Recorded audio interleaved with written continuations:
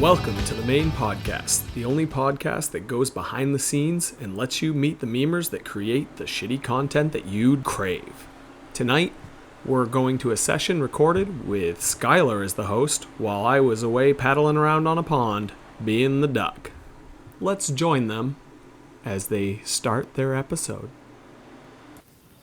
6, 5, 4, 3, 2, 2, 2, 2, 2. Hello, everyone. Hello, everyone. Hello, everyone, and welcome to the Mayne Podcast, Episode 8. This is your host, Skyler Red, filling in for the duck.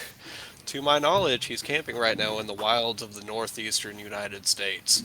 I like to think maybe he's ingested a ton of hallucinogens and is naked in the woods on a journey of self-duck-scovery. That actually sounds fucking lit. I wish you would have invited all of us. With me are two fresh voices never before heard on the podcast. We have forehead extraordinaire Jonathan Ralston and a good friend of my own and fellow admin in our Always Sunny group, Shayna.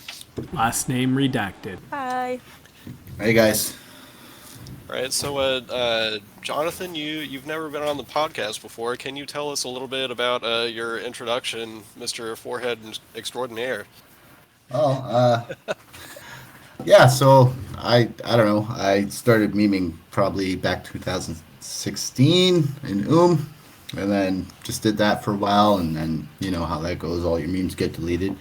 So then once That's Fine opened, I started going there, and then I really didn't start doing like memeing like crazy like I have been until maybe about almost a year ago. I started kind of getting more involved in the main groups. Been pretty hot and heavy lately with the memes, so. Yeah, I think I personally got into it must have been mashups, probably actually New Year's Day 2020.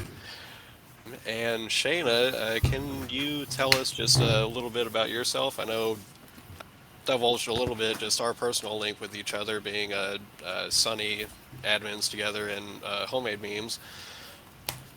Yeah, so I actually started out really like making memes in the original Always Sunny shitposting group, and that was like kind of like a few months after it was created, like so around 2016, and I just went in with the memes. I just discovered memes was like meme making was a thing, and I just went to ham, and it's dwindled down a little bit from there since then.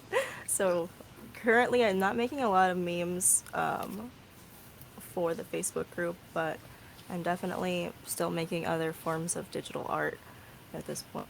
Of course. And I mean, I've kind of personally fell off, honestly, with the Sunny memes. I kind of pop in every now and again. But you were a veteran by the time that I actually even came around. You had been at it for 2 years by, the point that I kind of got introduced to Sunny shitposting in the beginning. Yes, I was fully obsessed. I want to talk a little bit about how you make memes. I think that you've mentioned before that you make your memes actually on your computer. I do, yeah. I started out making memes on MS Paint. I'm just kind of start out with a blank white layer, and then paste whatever meme template it was over, and then it was the time where it was like that modern, I guess it was called the modern meme template, where you just put the text on the top and like that in Helvetica and just have the picture underneath. And then I just moved over from Paint over to Photoshop, since I got annoyed that I couldn't like change the text after I put it down on MS Paint. So I was like, let me just get the most complicated program that I can, just so that I can have these two layers for my memes. Now, do you pay at all for Photoshop, or is there some kind of free version? I do not pay for Photoshop, and there is not a free version. Oh, I get your drift. They do have like a subscription service. I did it with the not Photoshop, but the other one for more graphic design stuff. I forget what the name of it is, but There is a free one that's it's like similar. It's called GIMP, I think. I am familiar with GIMP. I Um, tried to use it, but I just really like the way the Photoshop interface looks and works. so I'm familiar with GIMP. I used it kind of briefly when I was making, gosh, what would you call them? I guess just templates for. I had a gaming YouTube channel, and I would use GIMP to make kind of backdrops and like thumbnails for the videos and stuff. My background is in a kind of hobbyist, like amateur photography, so I was using GIMP sometimes to edit photos, but I was using a app on the computer also called a Pixlr. It was just like a free browser-based photo editor. From there, I found a Pixlr app actually on the Android store, combined with a cutout app called Cupbase. That's how I got my start making, Sunny memes back in 2018. That was just my power duo for a long time, and then I finally got introduced to PixArt, or I was introduced to it, and then I finally got to actually practice it and use it, and it's kind of taken me to an upper echelon of memeing, I guess. Yeah, that's what my girlfriend uses. She uses PixArt. I definitely, if I'm like on the go and I need to make a meme, that's my go-to app is PixArt. Yeah, absolutely. That's always my go-to, especially for face blends. Like you don't need really anything else for a decent face blend. I had an app actually that was specifically for face blends. I think it was something generic like a multi-face blender, and it worked fine, but having that face blending capability within an app that can actually do like other stuff like Pixar, that was a really big breakthrough for me. And having all that functionality, even with a free app, it was amazing. Like it really changed my meme game. I've been noticing some silly glitches in that app though, and it'll change your erase pattern on your layer, and it'll be all screwed up. So you got to kind of go back and restore it. But I don't know what that's all about. But I that's actually something I've been encountering lately. I have seen that. I can't think of a specific instance, I guess, but if I go to add an effect to an overlaid image that I've already erased, like when I add that effect, it changes like what I've erased until I stop like brushing or whatever, and like then my erase like my blend goes back to normal. It's strange. It has its quirks, but it works. That's actually that would be a good ad slogan if they were trying to Yeah, you should if hit they, them up.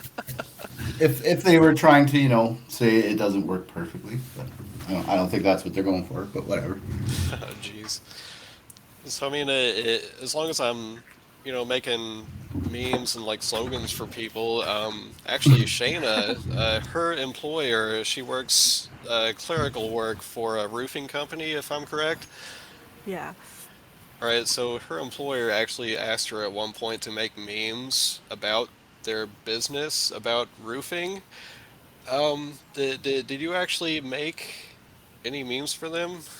I personally made a couple memes, but I didn't really think anyone was going to be seeing them at all. There's not a lot of likes on the Facebook page. So I really just I made a couple and then the rest of them are stolen for the page. But I did make a couple The, and I was like, how am I supposed to make a meme about roofing? I mean, it's ridiculous. there's always the easy one, the hot shingles in your area, right? Oh God, with Sean Connery. Yeah. I made one actually when she mentioned this, to us about her employer. Yeah, it's the Uh, best one. it, it was it was an extremely goofy movie, but it was an extremely roofy movie with their heads replaced with roofs. And Oh I, Jesus. I actually posted it in Main Mashups, and everybody was like, "Oh, you could have gone a different direction with this." Like, talking about like Yeah. movies like Rohypnol or whatever, and I was Yeah. like, that that's not. That's not the That's way. that's not good wholesome fun. Like, No. how do you think that memes in advertising, like, I, how do you think that is going to progress? Like, is it going I to think become it's more prevalent? definitely, yeah, I think so. I can already see it being more prevalent just in like Facebook ads, even just scrolling past. Sometimes when I'm scrolling past on Twitter, I'll think that I'm looking at a meme or like screenshots of like some drama or something, and then I'll read it and I'm like, what is it? I'm like, why are they talking about uh, birth control? I'm like, why am I reading this? And then I'm like, oh, it's a birth control ad, but it's a meme. And they got me because I thought it was a meme, so I'm gonna read it. Well, it's like even Kraft Dinner in Canada here, macaroni and cheese, whatever you guys call it. Well, they had a meme where they were talking about, or like it was an ad, but it was like, should we redo our instruction on the box? And it's like saying like wet the dries, dry the wets, dust and all that shit, Oh right? God. So like it's very prevalent nowadays, absolutely.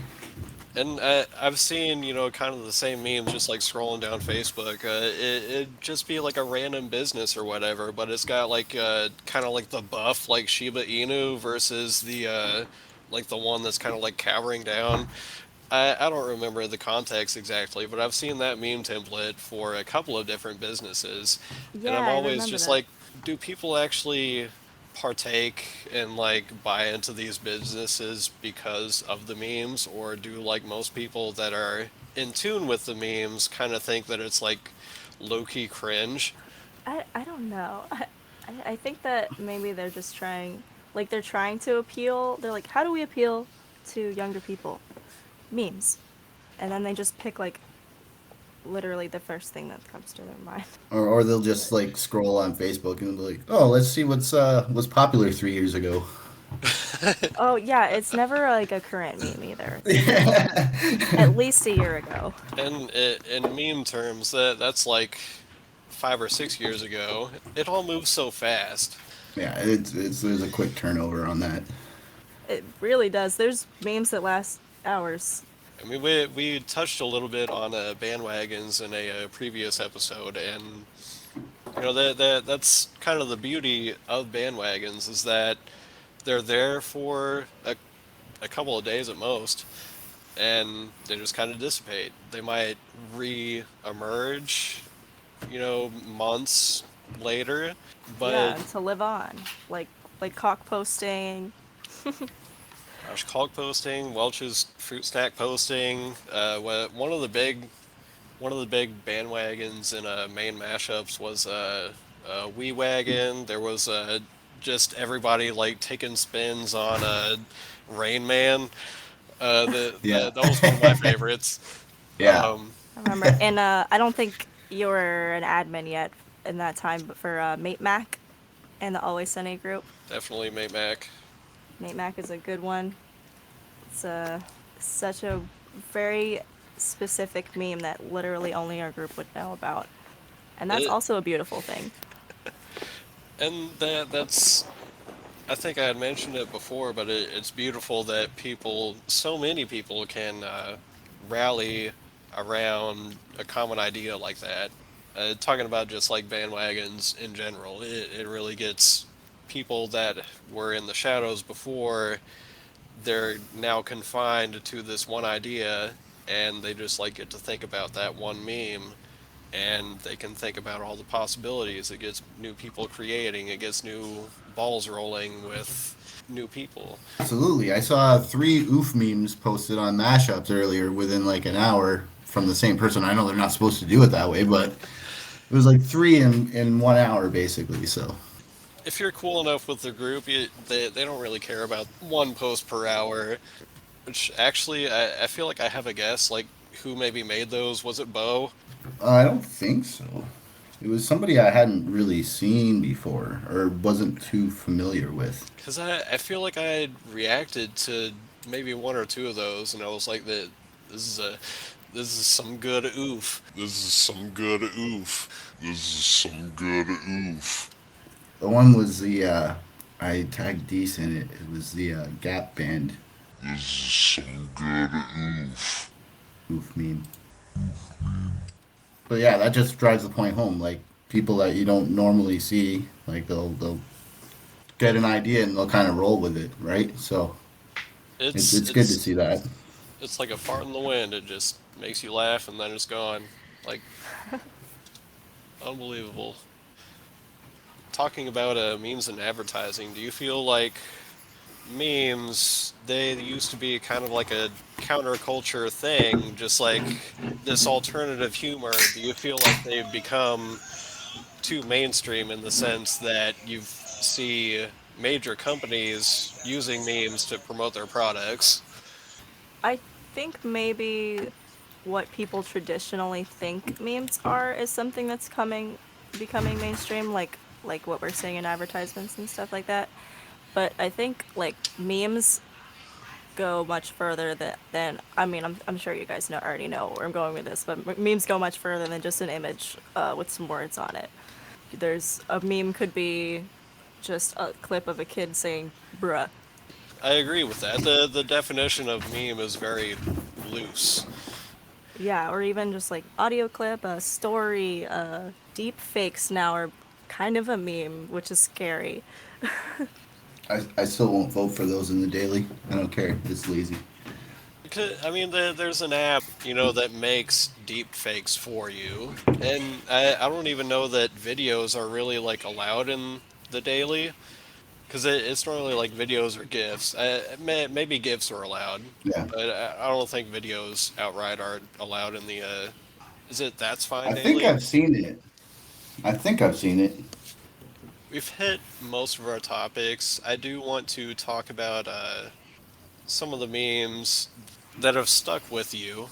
Like you've seen it once before, and it just like pops back into your head, and it just gives you just like a little chuckle. You know, what makes that meme stay in your head? Like, is it just like absurd? Is it just like a really funny punchline, or do you tie it to a specific person? I think the first thing that comes to my mind when I think of like a meme that lives rent free in my head, it's a GIF, so it's not a standstill, but it's that GIF of Squidward.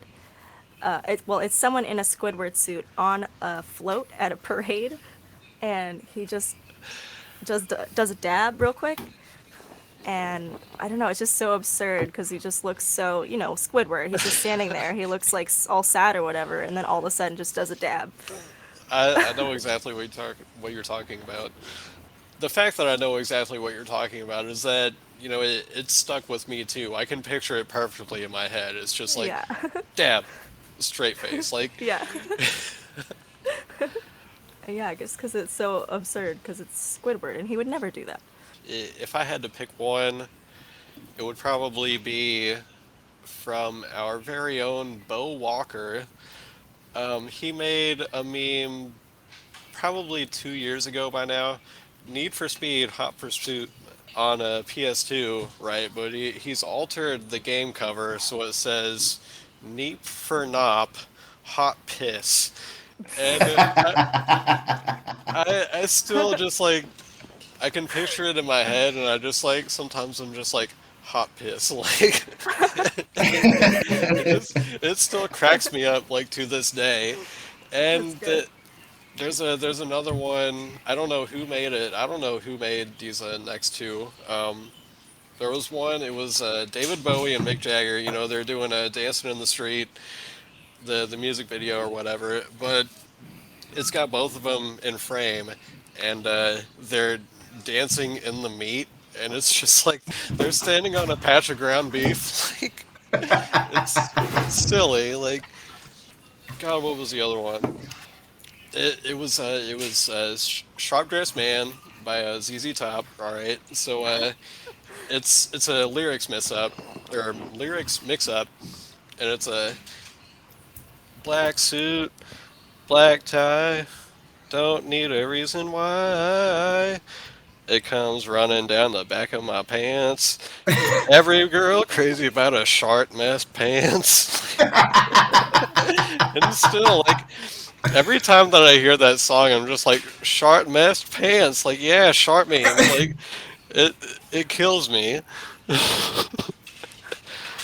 Actually, I think another meme that lives rent-free in my head is one by Jameson, friend, on also admin of the Always Sunny group. Oh yeah. I actually don't even know if it's his. I always assume that like all the there's like five of y'all in the group chat that I'm like, if it's a really good meme, it's probably one of you guys. So I think it was Jameson that did this one, but it's just a really absurd edit of Sonic. He might have stolen this one of Sonic, and it says "Gotta go fast," and the eyes are like half the screen. I feel like I know what you're talking about, if I can find pictures of the memes that I'm talking about specifically, I'll submit them to Josh, so he can try and include them like in the video to have like up on the YouTube video. I'm not gonna do that. John, did you have any more or no? For me, I have there's this one. I believe it's Joe Bonenkamp. I'm not sure if I'm pronouncing his name correctly, but it was like an ICBM, Right. ballistic missile, whatever, and then it's an ICBM, and it's a freaking snowman taking his shit out of the toilet. For whatever reason, that shit always pops up in my head, like out of nowhere. That's good. If you can find that somewhere, I would love to see it. Yeah, that would get to me every time, and it's just like I'll be at work and I'll be like ICBM. Oh yes, yeah, shitty frozen shit basically. Okay. Oh, that's Brad Stark's game, fucking Frozen Nerves.